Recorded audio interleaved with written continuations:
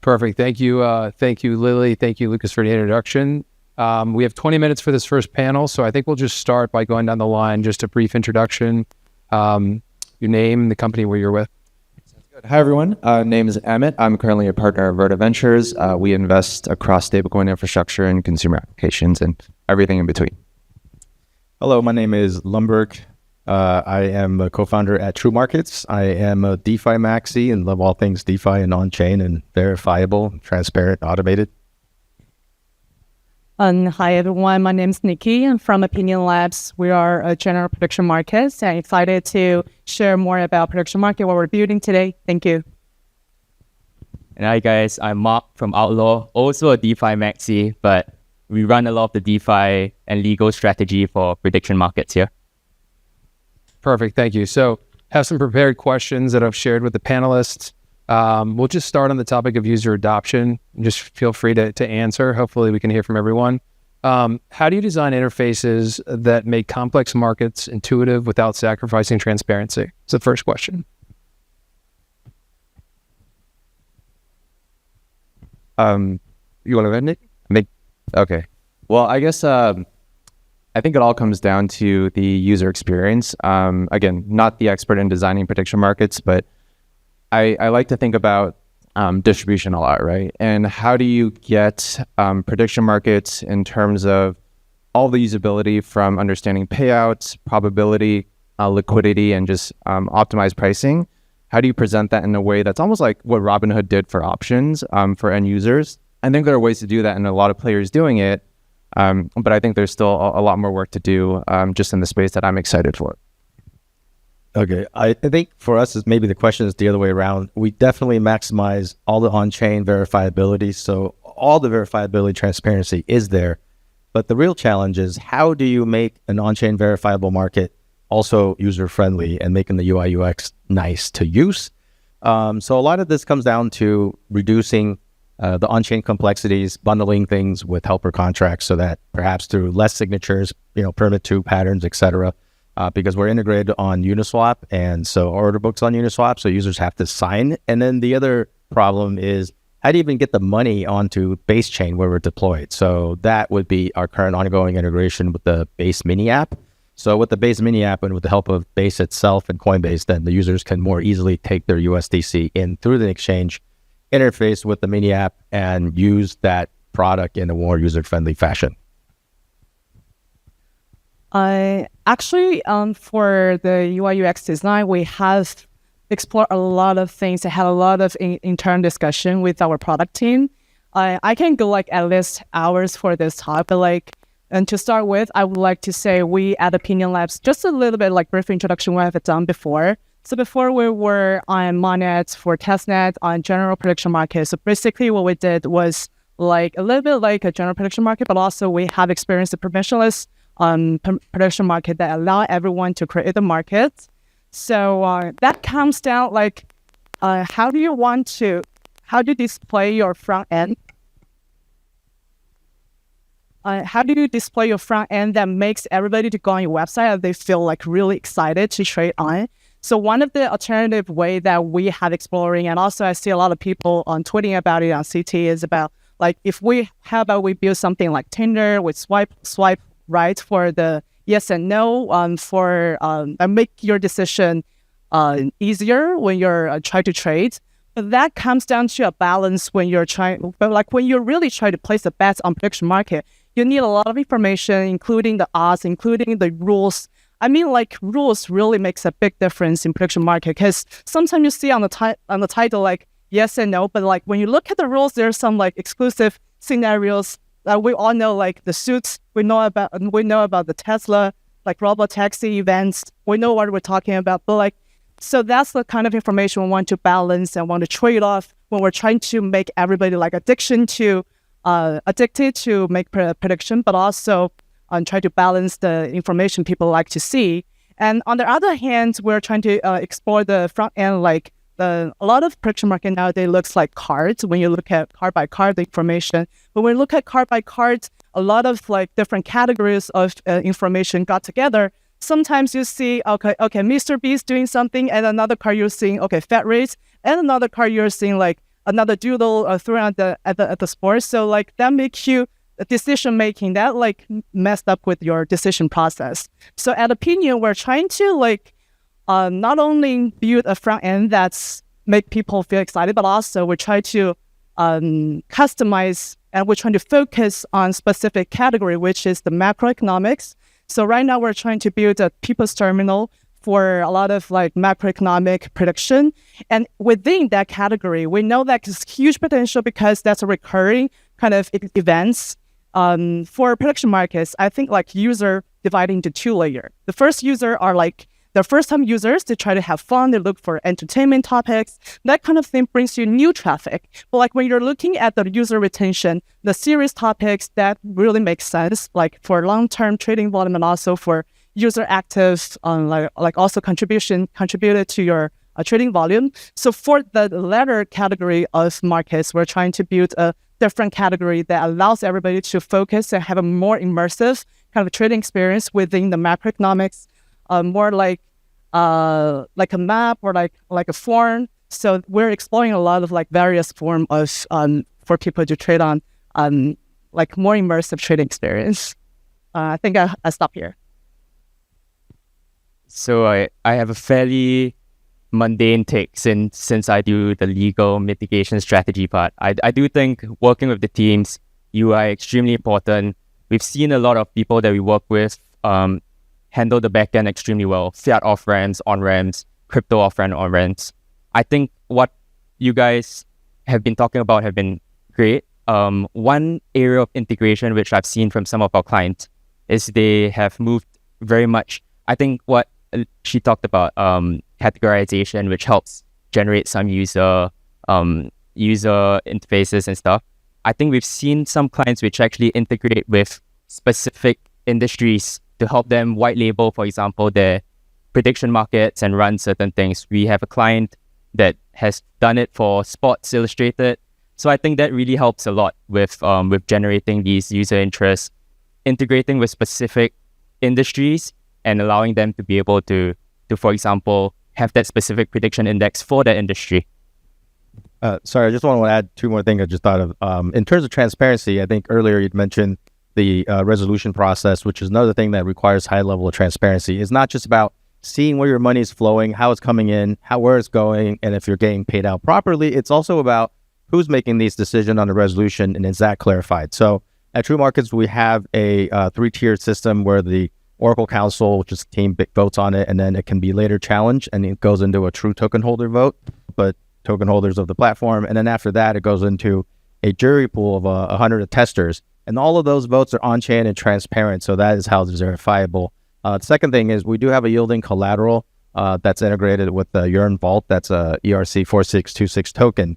And that yield is also transparent because you can see it on base, and you could click all the way down, look at the strategies, and see where the yield's coming from, specifically from Compound, Aave, Fluid, or Morpho, etc. at Moonwell. So that's where also transparency comes down to on-chain transactions, actual base scan links you can go into, and everything's verifiable.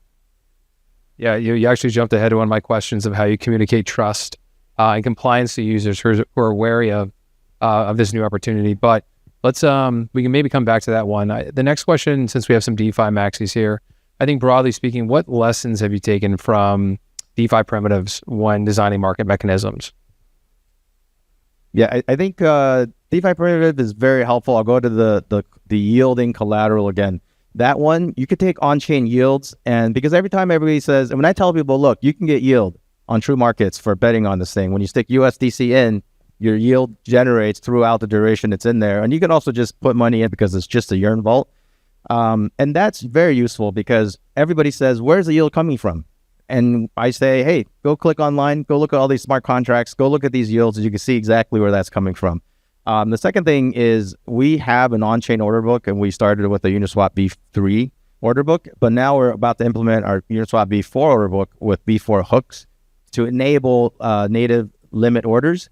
And that's been very challenging as well because nobody's done it, frankly, and we just got it through our audit. And I have to thank Ray and our team over there for building it out, and our great auditors making sure it works. But that kind of like integrating. If we had a off-chain order book and everything just worked via API, it would just be much simpler. But that's not what we're building towards. So that's kind of the two main challenges there, I think. I mean, like a lot of people have been like hype about the 4% APY carry for long-term prediction markets on certain platform. I have like a little bit different opinion on like yield-bearing prediction markets, because when you think about like capital efficiency, you try to like be engaging in more like short amount of time markets and try to build your return over and over again. But like for long-term prediction markets, for like election in next year, like Trump gonna win again, or like something like that, like having duration more than 1 year, 4%, like to be honest, not that much or not that appealing. But I think we're taking like one step further, and like we're getting people to think about, okay, to be more willing to at least to build on the liquidity towards it. So when we're talking about like yield bearing, I think the roots of the problem we're really trying to solve is the liquidity here. How do we like really build enough liquidity on the long-term like markets, like everybody like willing to trade on? I think that's the challenging that really like every prediction market are facing, and like the one who really win can really make a difference. Yeah, I think the one thing I will add in terms of liquidity and how it draws on AMMs, I mean, most liquidity, as we've seen in just DeFi overall, has been heavily incentivized and subsidized, and I don't think that's much different than what we're seeing in prediction markets to date. I do think we'll get to the point where it gets to enough scale where there's enough real yield that gets passed and economic incentives that get passed to market makers or liquidity providers that can kind of enable these prediction markets at scale. No answer to that. All right, we'll come back to you for a legal and compliance question. You know, from your perspective and what you're doing with your teams, going back to what I said before, how do you think about communicating trust and compliance to users who may be wary of this? Interested in your perspective. I think we got a little bit of that from the specifics of what you all are doing in Truemarkets, but I'm interested in how you're thinking about that and talking with teams. I think just a point to add on the yield-bearing assets. I think for most of us in crypto, very interesting, very exciting, because on top of prediction markets, we get some yield. But I do echo sentiments that perhaps prediction markets might be a little bit more of a short-term fun kind of, you're looking more at the flip more so than actually the yield. And moving into building trust, I do think what Lumberg is building makes a lot of sense. And that is something we really advocate for some of our projects as well.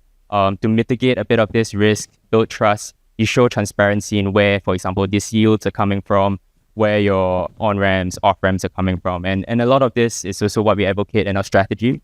Most of the prediction markets, hard-pressed to get licensing, hard-pressed to get a lot of the regulation down. So one of the ways we try to mitigate this is to really use third-party kind of yield-bearing protocols or third-party people that already have the licensing, which helps you guys be able to run your UIs, run your GTM strategies.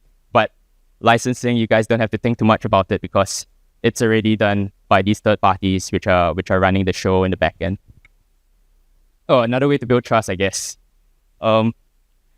Just standard terms, disclaimers, allowing people very transparently to know what they're trading on. Geo-fencing certain jurisdictions if it's clear. I think that's most basic way of doing it. Yeah, maybe one thing to add there, maybe just to kind of shill a little bit what we're doing with the MiniPay wallet. MiniPay, for example, it's a stablecoin wallet that currently has 10 million users serving emerging markets. I think to build this trust with users, you do need established kind of distribution channels and brands that introduce these products very slowly. So, for example, we're doing a lot of work with Myriad Markets, so shout out to Myriad. Where we're introducing, markets, their product slowly in a very mobile-friendly and usable way, where it might not start with real money. It might just be like points, something that's easy to use, and then you can kind of gradually introduce more these like real money markets, where then people can kind of adopt and scale up into the next phase. Oh. No, okay, perfect. Last question is more on future outlook. A year from now, we're back at Token 2049 this time next year. What milestones or breakthroughs would you like to see achieved a year from now in that space? Yeah, for me, I think I'd like to see liquidity at scale where like even TradFi institutions can use prediction markets to hedge for any instrument or any kind of financial trading that they're doing on a regular basis. I think that's one success use case. The other is more regulatory acceptance. We've seen a lot of positives from the CFTC regarding Kalshi, and even what Polymarkets is doing with a recent acquisition. I think with a more full framework that then everybody can, the gates are now open for everybody to build on top of existing platforms, that would what I would be consider a success in a year from now. I think what I'm interested in seeing, especially from all these projects here, Kalshi, worth thinking about bifurcating the wagering derivatives aspect from the actual prediction markets model, which I think not many governments have been able to think of the bifurcation, because when they see prediction markets, they immediately think gambling or derivatives. But the prediction market itself, for example, like what Amit said, doing points, allowing it to be a social sentiment indicator, I think that is very important and very pertinent in most governments and most countries. So that could be the inroad to a lot of regulatory clarity. I believe splitting these two limbs might allow you guys to actually have an inroad into most countries. And then the wagering derivatives we can explore in US and other countries which are more compliant. So hoping to see more of that in the year to come. I think there's a lot more that prediction market can do. And if we think about it, even back to like 2020 DeFi days, we talk about how like DeFi is the future of finance and there's all these things going on, but it's a money Lego. These pieces come together, Uniswap, all these things, AMMs, lending, they all come together. But I actually think though that prediction markets, especially the decentralized form, is in fact a new piece of money Lego. And by that, I mean, it enables a multitude of markets, not just gambling, not just betting, not just sports, but for example, like insurance markets. So if you want to bet, something like Aave, you can buy insurance for placing your liquidity on Aave, and maybe if it gets hacked, you can get refunded. But like say a small upstart lending protocol comes that has a 2, 3, 5 mil TVL, you can then get an insurance market powered by prediction markets by saying, will this market get hacked for $5 million or more by a certain date? And a service can offer that as an insurance product. At this point, you're not selling a prediction market. You're not selling a bet. You're repackaging this. This could be done for weather markets, for insurance on how much you pay for air conditioning in the summer. Then you had temperature markets that offset the provider's ability to offer and then offset the risk rather for them to provide an insurance product. You could have incentive markets by which something like the Ethereum Foundation can put together. The Ethereum Foundation can then mint maybe $100,000 of the yes/no tokens, send the yes tokens to the developers and keep the no's. So if the developers don't successfully meet that milestone, their bonus structure gets more or less rugged, but judged by a third party adjudicator and resolution system. So there's a bunch of possibility here that can be done with prediction markets. And I do think that when I see the major milestone of where this comes out in the future, where prediction markets has made it, it is in fact that prediction markets will underlie a bunch of these future financial products that's done transparently, automated, verifiable, on chain. So that's my the milestone. In 1 year, I think we need to realize one thing, that we're still super, super early in prediction markets. And one of the signal that why we're so early is that right now we see a lot of content are like very US focused or like North America focused, but like there's so many things like happening around the globe that haven't been touched. And like because of like prediction markets are such a like culture and also like region-based kind of like products. So probably I would like to see a lot more diversified like various topics around the globe, from APAC or like from Africa, from Latin America, a lot of things like that. It's a huge opportunity, a huge TAM, and we're only touching a small part of it. And the second thing I would probably like to touch on is like jurisdiction, of course. Like several hours ago, today, like is like personal gambling experiences when he was in Las Vegas and he's on my CME group. So that's like a big signal that we're going probably mainstream. So next year, probably we're going to see more contents, more mainstream, probably more friendly on jurisdiction in prediction markets.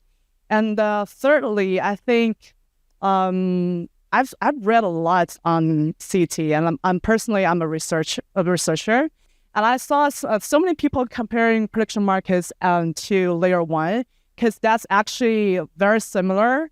Because each prediction market, we're like kind of like building an ecosystem, and every kind of like topics are like recently we've seen Calcium market like building ecosystem. Like in 1 year, we'll see like many more different ecosystem, like many more other projects going on and like tools around it. That's going to be like a true layer one in 1 year. So that's like the three things I'm looking forward to: the more diversified content, the jurisdiction, and also the more diversified ecosystem. Thank you.